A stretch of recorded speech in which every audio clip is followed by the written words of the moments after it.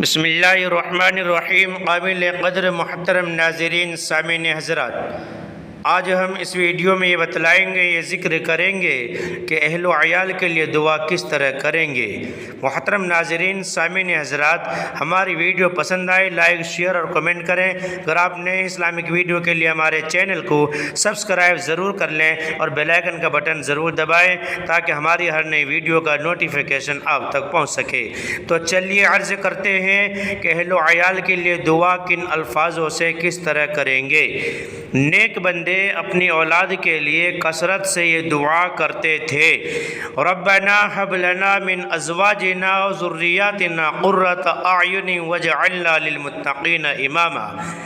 ربنا هب لنا من ازواجنا وذرياتنا قرة اعین واجعلنا للمتقین اماما۔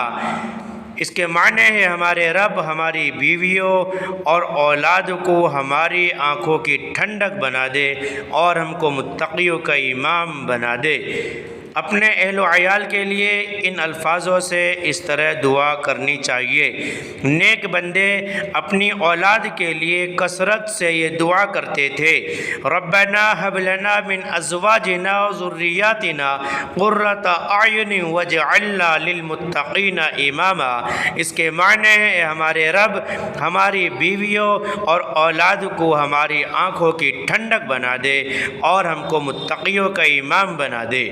محترم سامعین حضرات، ہماری ویڈیو پسند آئے لائک، شیئر اور کمنٹ کریں۔ اگر آپ نئے اسلامک ویڈیو کے لیے ہمارے چینل کو سبسکرائب ضرور کر لیں اور بیل آئیکن کا بٹن ضرور دبائیں تاکہ ہماری ہر نئی ویڈیو کا نوٹیفیکیشن آپ تک پہنچ سکے۔ فقط والسلام، واللہ اعلم بالصواب۔